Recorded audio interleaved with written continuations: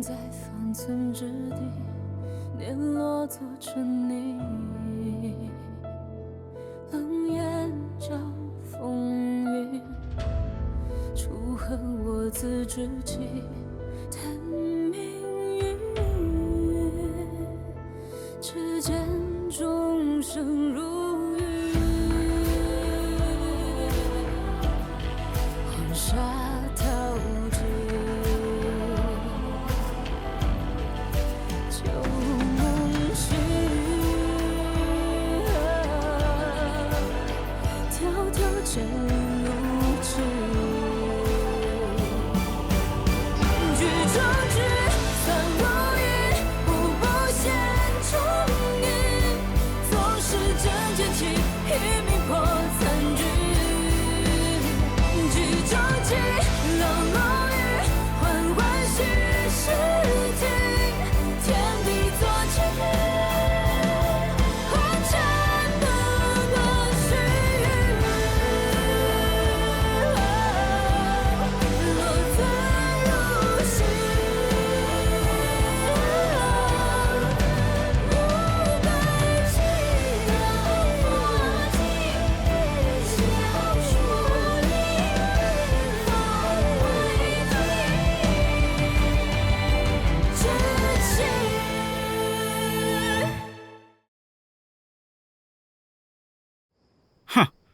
Bukankah hanya menunggu si Anlai pulang? Apa kita perlu begitu banyak orang menunggunya di sini? Benar sekali. Memangnya siapa dia? Sudahlah. Ini perintah Tuan.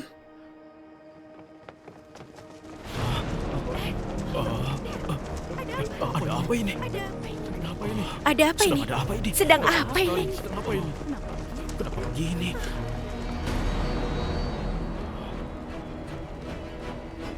Si Anlai, kenapa kamu menggila di tengah malam begini? Benar, apa-apaan ini? Siapa yang memberimu keberanian bicara seperti itu padaku? Apaan ini?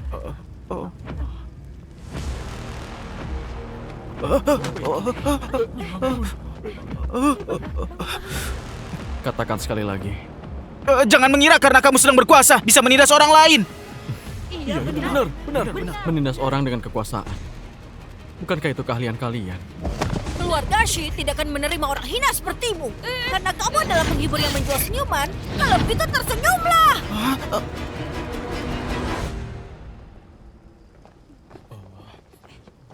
Oh iya. Dengar sekarang dia lebih berkuasa daripada Tuan Muda ketiga. Oh begitu. Dia menjabat sebagai komandan pasukan pengawal kekaisaran. Putri Agung sendiri yang mengaturnya. Sekarang dirinya sudah berkuasa. Apa nanti dia akan membalas dendam saat masa kecil? Tuan Muda ke-9, sesuai dengan perintah Tuan Muda ke-3, sebuah pavilion baru saja dikosongkan untukmu. Aku akan mengantarkanmu. Tunjukkan arah. Baik.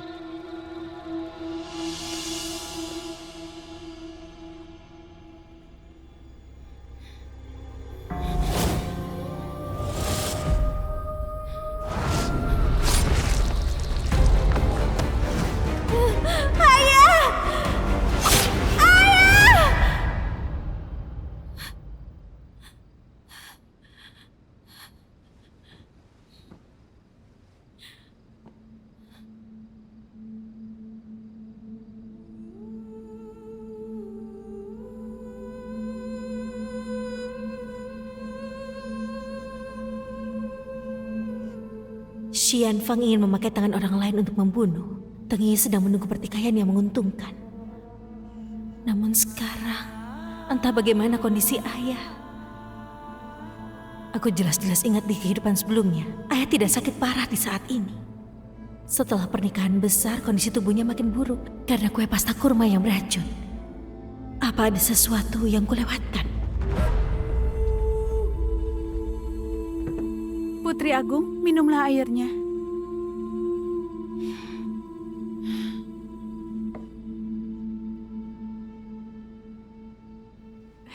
Putri Agung, Anda jangan panik. Aku akan meramal untuk Anda.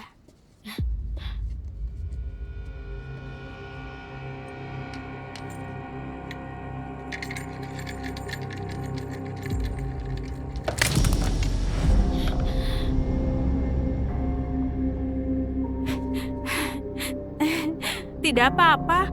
Retakan ini mengarah ke timur. Ini pertanda bahaya berubah jadi keberuntungan. Bahaya berubah jadi keberuntungan. Itu berarti memang ada bahaya. Loh, kamu bantu aku kirimkan surat pada Cutang. Lalu undang satu orang lagi menemuiku.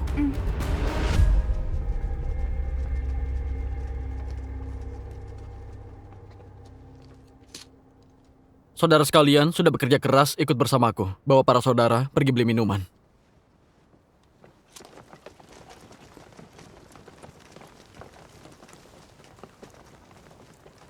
Komandansi, Putri Agung mengundangmu. Aku ingin kembali ke Yunchong. Apakah Putri Agung tahu konsekuensi diam-diam meninggalkan kota kekaisaran? Aku tahu. Teng Yi dan Xian Fang pasti akan curiga. Saatlah di dunia persilatan, dia mengenal banyak tabib. Kebetulan dia dapat resep obat. Meminumnya sebabkan demam tinggi dan pingsan, seperti sakit parah. Pada saat itu, biarkan Yu memberi perintah. Tidak ada siapapun yang boleh menjenguk. Aku tidak akan membiarkan ada yang mengganggu kakak.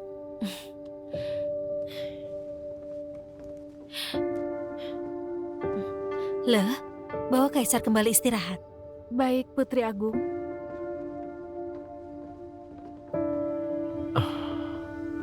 Aku mengaku sakit dan tidak keluar, sesuai dengan keinginan pejabat istana. Tentu saja tidak akan ada orang yang selidiki kebenaran penyakit ini. Ini memang hal yang mereka inginkan. Berapa lama kamu bisa sembunyikan ini dari kedua orang itu? Lagi pula Xiao Sun sudah kembali ke Xiaonan.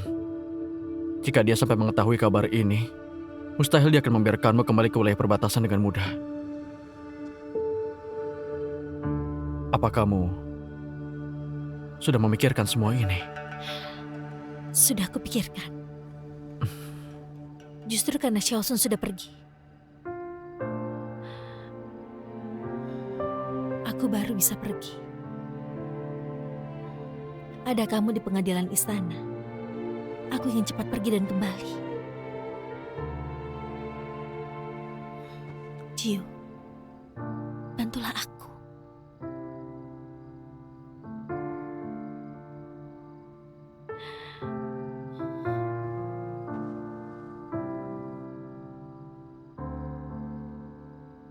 Di mimpi yang kuceritakan padamu, aku bermimpi ayahku berlumuran darah. Aku hanya ingin tahu apa ayah baik-baik saja. Masih banyak kata yang ingin kuucapkan. Aku tidak ingin masa depan yang tersisa penuh dengan penyesalan. Rasa penyesalan tidak bisa ditebus. Kamu pasti paham. Benar kan?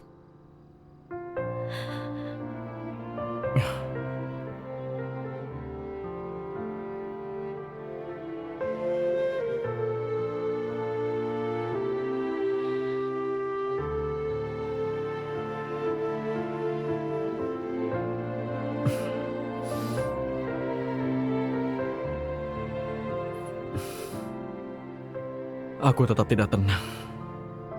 Kamu tahu, kamu tidak bisa menghentikanku.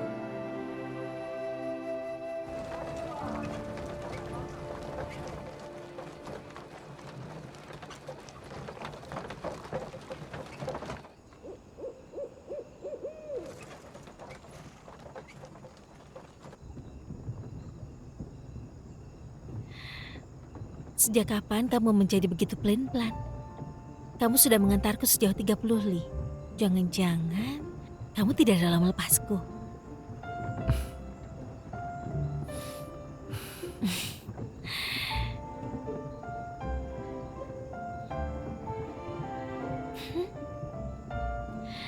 Tenang saja, meski bela diriku tidak hebat, aku rajin berlatih tiap hari. Dengan kemampuan yang sedikit itu, jika menghadapi ahli yang sesungguhnya, sama sekali tidak akan cukup. Dasar wanita jalang, aku mau lihat kamu bisa lari kemana. Aku memberimu makan, memberimu minum, kamu malah belajar kawin lari dengan orang, iya kan? Aku patahkan kakimu.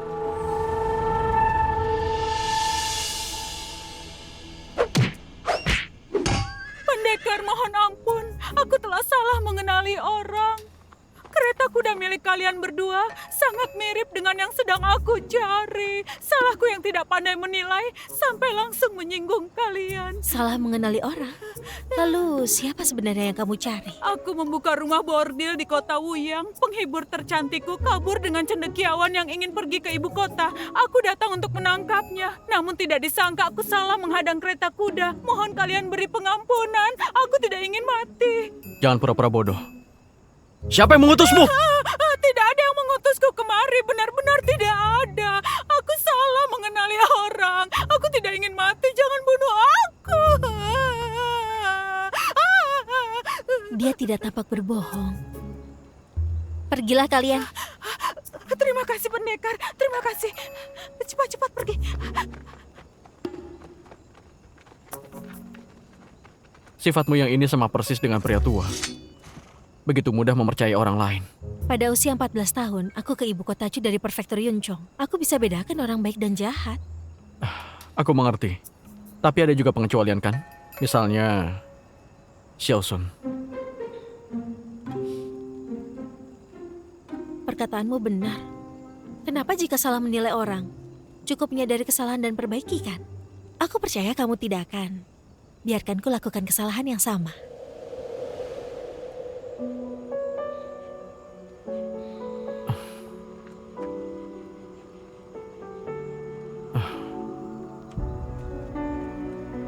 Pegang ini. Ingat hal yang kuajarkan padamu. Bukankah kamu bilang kemampuanku itu tidak berguna? Tidak apa-apa, aku ahli dalam strategi.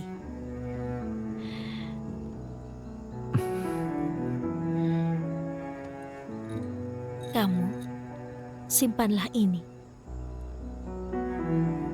Apa kamu tahu apa arti pelat Putri Agung ini? Itu artinya, aku percaya padamu.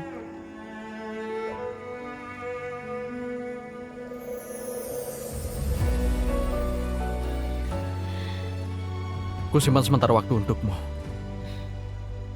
Juga jagayo dengan baik untukku. Kamu juga jaga keselamatan. 摘下傲骨血肉成鞘，星火在缝隙间熬，烈焰中咆哮，把寒夜烧出破晓。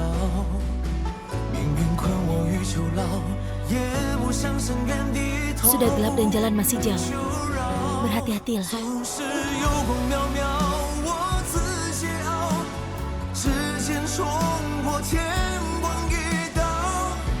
让这满身伤痕成为我心的骄傲。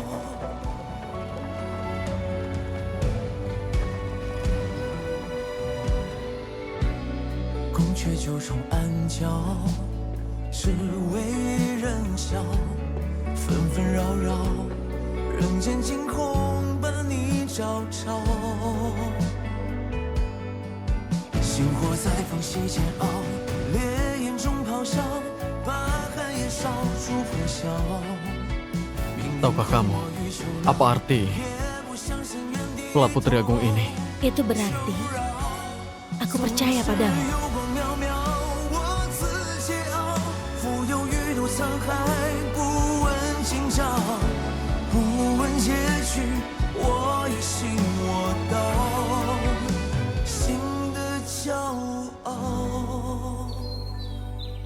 Tuan penerus, baru dapatkan kabar. Kemarin Putri Agung tiba-tiba terserang penyakit akut dan tidak lagi bisa menghadiri sidang istana. Oh. Kebetulan sekali ya. Laporan dari prefektur Yunchong mengatakan bahwa Chuling sakit parah. Tidak disangka, ayah dan anak ini benar-benar punya ikatan batin yang erat. Jika berangkat tadi malam, mungkin Chu Chao sudah tidak di ibu kota. Berhubung dia sudah berhasil keluar, maka jangan kembali lagi. Dari ibu kota Chu menuju prefektur Yunchong, pasti akan melewati kota Wuyang. Kamu pergi utus orang berjaga di luar kota. Pastikan tidak ada kesalahan sama sekali. Aku segera mengaturnya.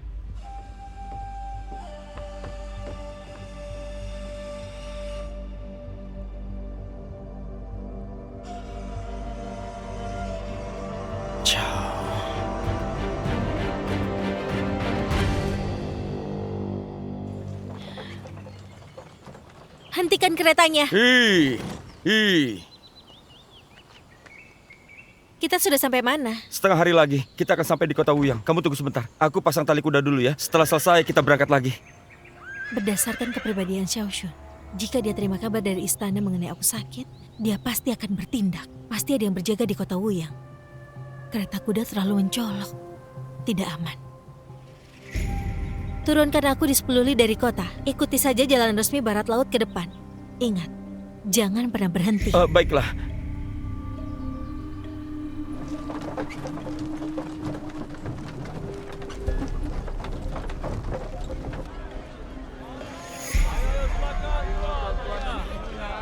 Silakan. Saya baru saja memotong daging ini.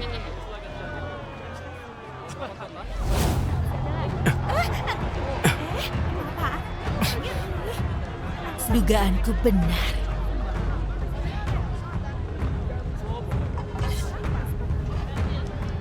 Nyonya, orang-orang itu terlihat bukan orang baik. Apa yang mereka lakukan? Apa mereka bandit gunung? Tidak boleh asal bicara begitu. Kota Wuyang tidak pernah ada masalah bandit gunung. Cari di sana, Mereka ayo. itu pengawal dari kediaman bangsawan lokal. Majikan mereka kehilangan pelayan wanita yang mencuri harta. Menangkap pelayan wanita? Benar sekali. Pemimpin mereka itu sangat galak. Bahkan topi bercadar pun harus dibuka. Ayo. Nyonya, tuangkan teh. Aku datang.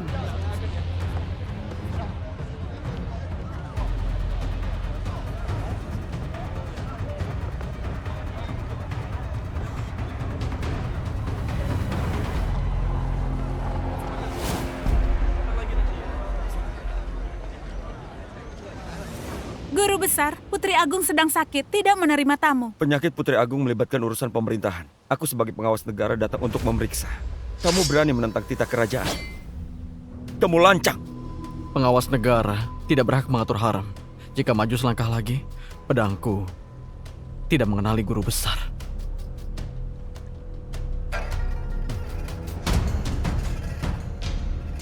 Baik. Sangat baik. Komandansi, kita akan lihat saja nanti.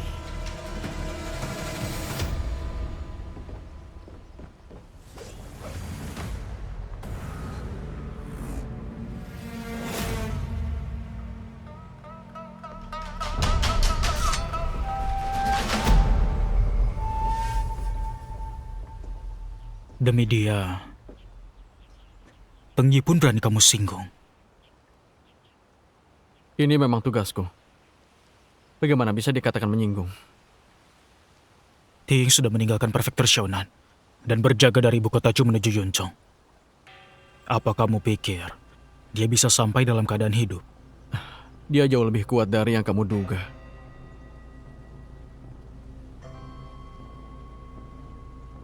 Benar, dia memang sangat cerdas. Meskipun dia bisa menghindari pembunuhan dari Xiaoxun, dia tetap melupakan satu hal. Sepanjang jalan ke perbatasan dipenuhi dengan bandit gunung. Takutnya dia keluar dari mulut harimau, malah masuk lagi ke mulut buaya. Seorang wanita yang lemah, jika dia bertemu dengan para penjahat yang tidak takut mati ini, coba kamu tebak, berapa banyak gunung yang bisa dia lewati. Adik ke-9, jagalah keselamatan ibu kota ini dengan baik.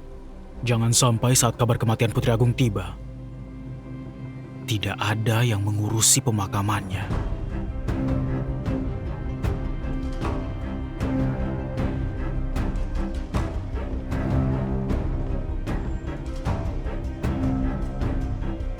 Dasar wanita jalang, satu persatu pandai melarikan diri. Kenapa? Apa hidupnya menderita di tempatku ini? Aku membelinya 20 tahil perak. Jika sanggup bekerja, bekerjalah.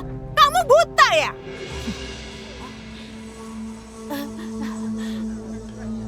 Kita bertemu lagi.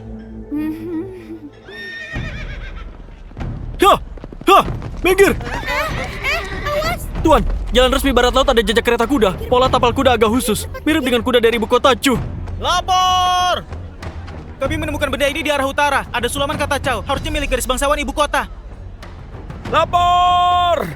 Di arah timur ada wanita menyewa pasukan pengawal. Katanya ingin ke perbatasan. Dia bayar harga tinggi. Ada jejak di 3 tempat. Pintar juga membuat tipuan. Sebarkan perintah. Bagi pasukan menjadi 3, arah barat laut, utara, dan timur. Semua harus dikejar. Tuan, jika buru-buru mengejar dan memeriksa, takutnya... Lebih baik salah membunuh daripada salah mengejar. Tangkap semua wanita yang mencurigakan. Baik! Cak! Cak!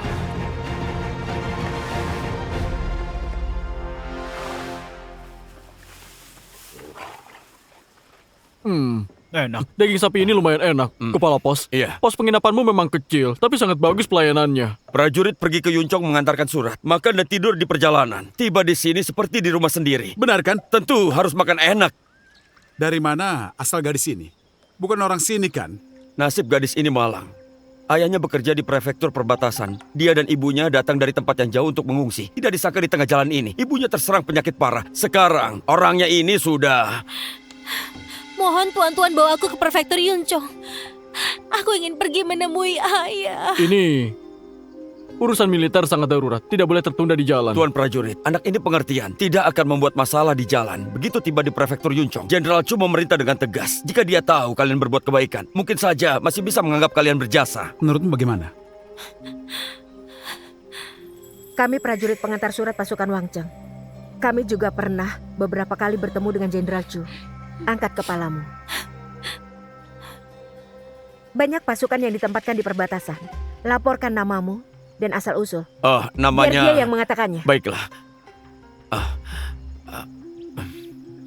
Namaku Fu. Ayahku yang Tajun. Dia di bawah pimpinan Jenderal Chuling Batalion Gunung Daking di desa Xiangtun Prefektur Yuncong. Ini surat dari ayah. Tulisan ini terlihat cukup bagus.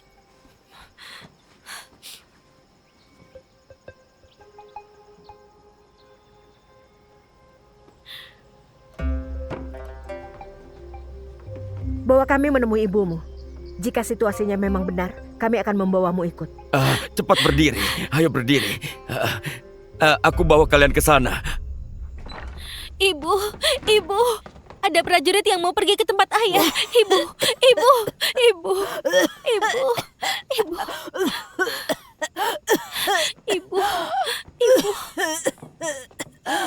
Minumlah sedikit air. Tuan prajurit, apa kalian mau ke batalion Gunung Dacing? Bukan. Namun kami searah. Siapa nama suamimu? Berapa usianya? Ada di barak siapa? Bukankah semua ini baru saja ditanya? Biar dia yang mengatakannya.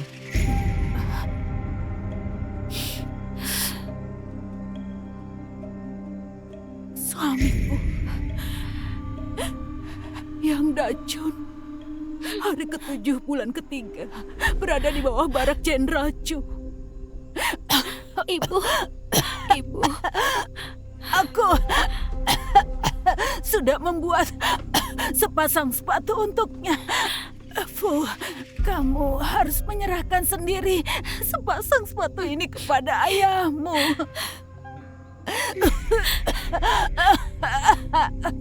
Kuingatkan lebih dulu. Urusan militer kami sangat mendesak. Kami bergerak dengan cepat dan melelahkan. Nona, nantinya kamu ikut kalau bisa. Jika tidak bisa, kami tidak akan peduli. Baik. Tuan, bawa saja sejauh yang Tuan bisa. Dengan begini, Fu bisa makin dekat dengan ayahnya. Dia bisa lebih cepat menemukan ayahnya. Fu, cepat bersujud berterima kasih kepadanya. Terima kasih, Tuan Prajurit. Ibu. Sudahlah. Besok pagi-pagi sekali kita akan berangkat. Tuan Prajurit, jika Tuan beruntung bisa bertemu dengan suamiku, kamu harus sampaikan padanya bahwa seumur hidupku bisa beruntung menjadi suami istri dengannya. Mati pun tidak ada penyesalan. Ibu. Nasib yang malang, malang sekali. Anakku yang malang. Berkemaslah. Jadwal perjalanan kami sudah pasti. Tidak bisa tinggal lama. Silakan lewat sini. Nasib kami sangat malang. Nasibku sangat malang. Nasibku sangat malang.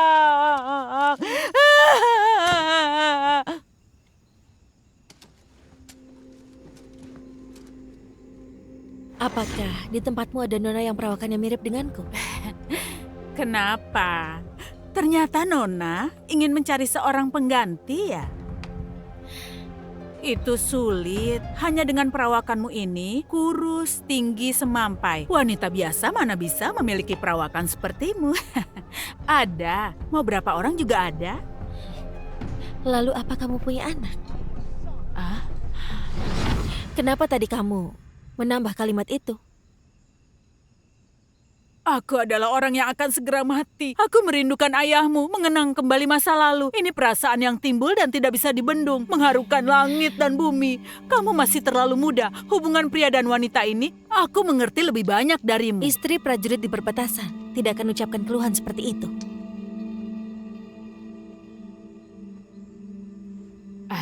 Ini salahku, sudah boleh kan?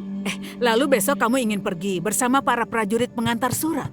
Tidak akan ketahuan kan? Tentu saja aku harus pergi. Karena aku juga telah temukan rahasia mereka. Rahasia apa?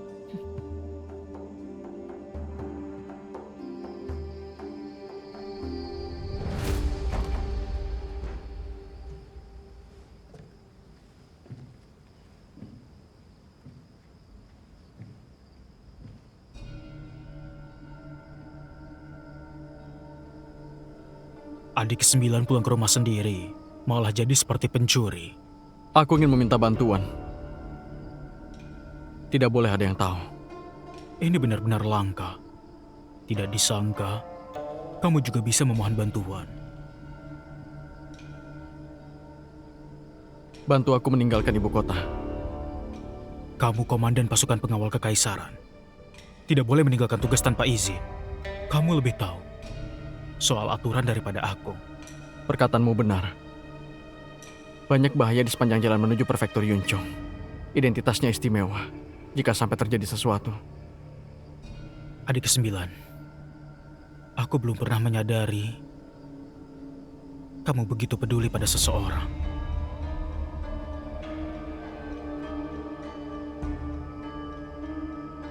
Putri Agung bisa beralasan sakit untuk melarikan diri.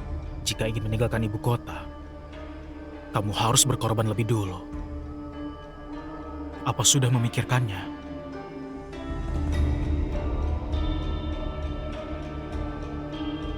Jika kamu membantuku, anggap saja aku berutang satu budi padamu.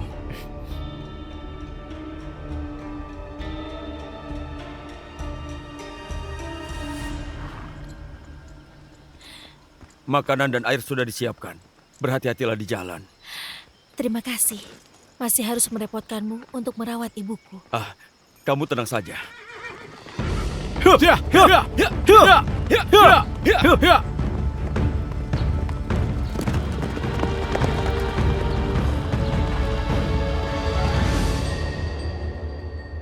Kaisar! Kaisar! Kamu jangan bermain dulu. Hari ini tugas pelajaran belum selesai dilakukan. Jika guru besar sampai mengetahuinya... Jangan menggangguku. Jika kamu mengoceh lagi, aku perintahkan kamu menangkap 100 ekor jangkrik.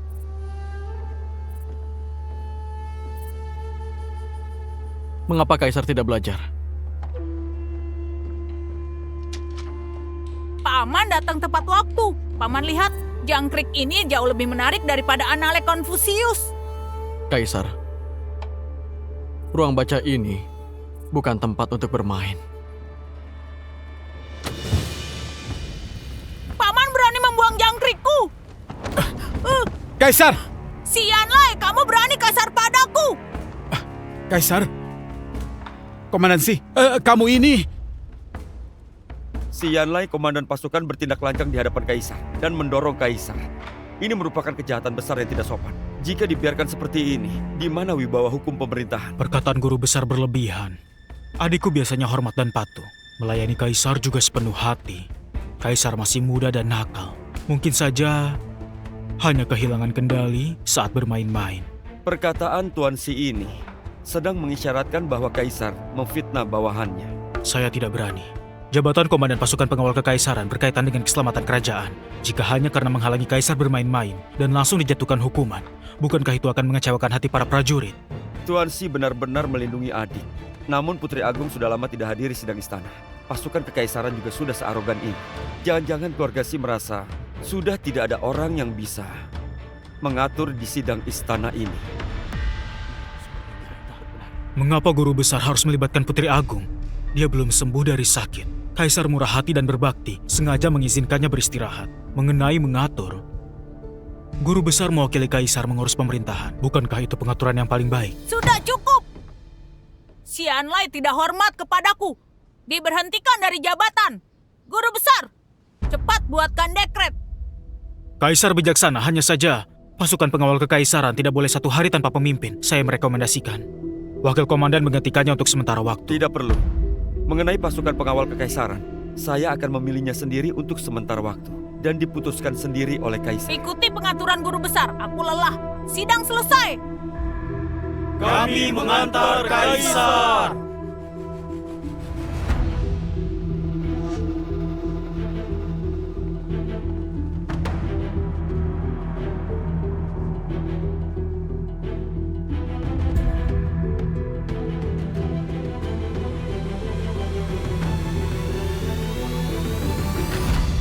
Fujiu, Komandan Pasukan Pengawal Kekaisaran, menyinggung Kaisar. Diberhentikan dari jabatan dan menunggu panggilan.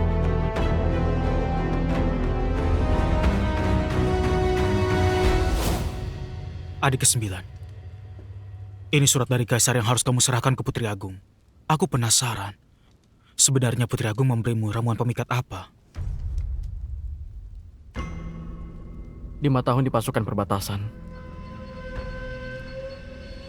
Aku tidak mau berutang budi.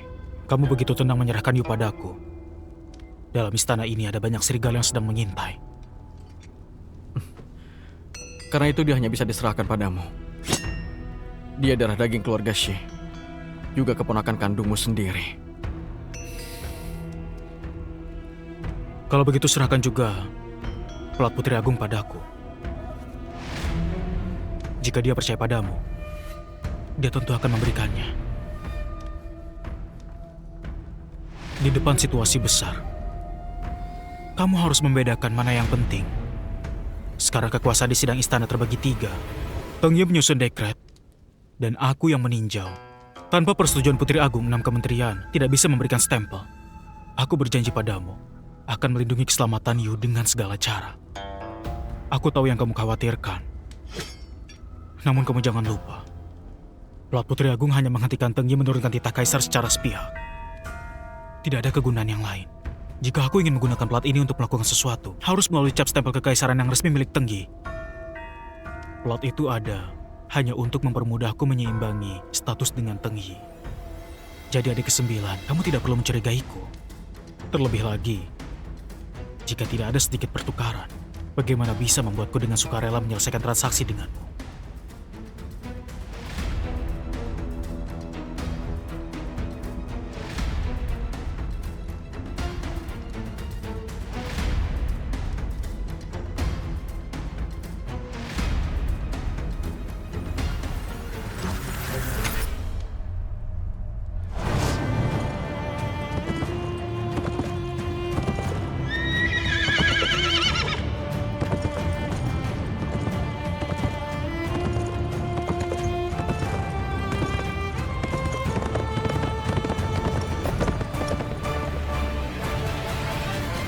Xianlai jadi bidak catur meninggalkan papan catur, keluar setengah dari wilayah kekuasaan. Kamu harus berhadapan dengan Tuan ketiga Xi.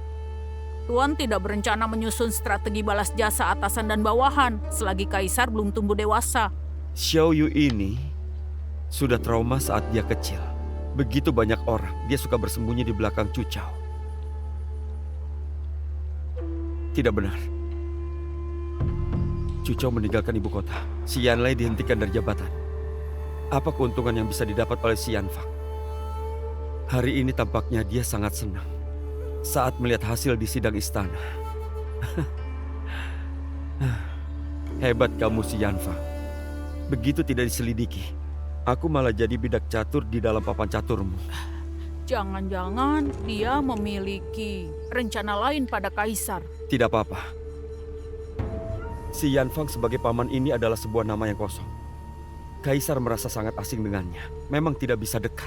Takutnya si Yanfang merebut langkah awal dan membuat kita jadi kewalahan. Tenang saja.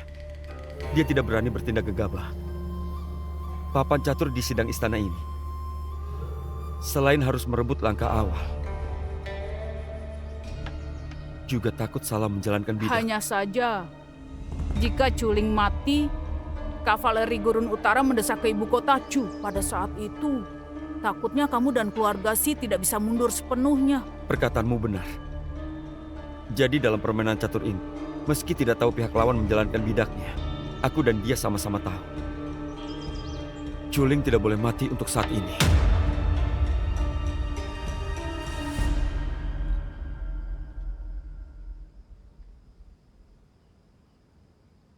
Si Yanlai keluar kota pada awal pukul sen. Dia tunggangi kuda hitam yang paling Tuan sukai.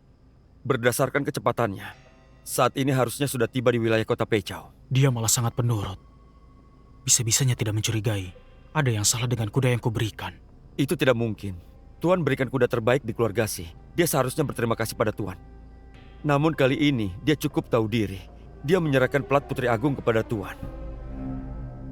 Pelat ini tidak terlalu berguna, tapi lebih dari cukup untuk membuat Tenggi kesal. Hanya saja, si Yanlai memiliki pemikiran yang lain terhadap Putri Agung.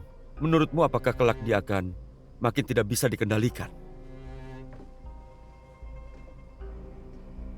Hal terbaik dari menjinakkan anak serigala adalah membuatnya mengira dirinya telah menggigit putus kalung di lehernya. Namun kalung leher itu sejak awal sudah diganti jadi benang emas. Makin dia meronta, maka jeratannya akan makin kencang. Kali ini dia tidak pertaruhkan nyawa untuk selamatkan Cucao. Dia mengira sedang melakukan perlawanan. Padahal sebenarnya sejak awal dia sudah menunjukkan kelemahannya. Awalnya dia berkata padaku bahwa Cucao sangat cerdas. Tadinya kukira dia salah memperhitungkan karena dipengaruhi oleh emosi. Wanita ini bersandiwara dengan begitu buruk dan begitu terburu-buru. Di mana letak kecerdasannya? Sampai sekarang aku baru mengerti. Dia bisa membuat adik ke-9 menjadi begini. Itu memang kecerdasan yang tidak biasa. Apa aku yang salah menilai? Sampai tidak menyadari, dia masih memiliki strategi sebagus ini.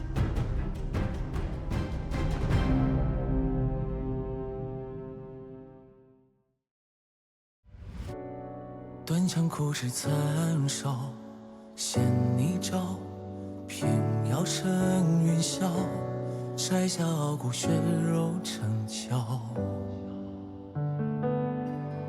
星火在缝隙间熬，烈焰中咆哮，把寒夜烧出破晓。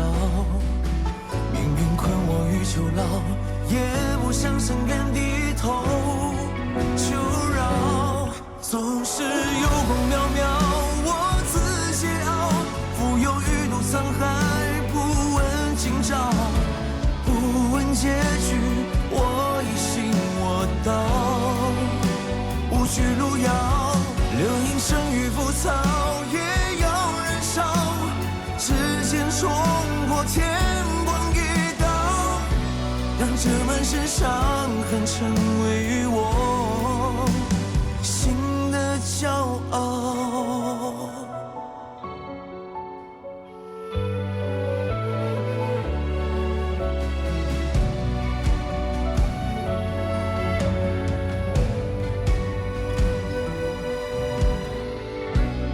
宫阙九重暗角，只为与人笑。纷纷扰扰，人间惊鸿伴你照朝。星火在缝隙间熬，烈焰中咆哮，把寒夜烧出破晓。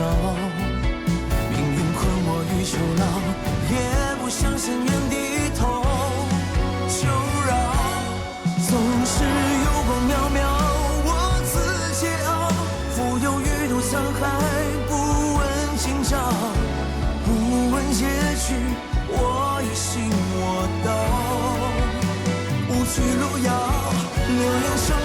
草也要燃烧，时间冲破天光一道，让这满身伤痕成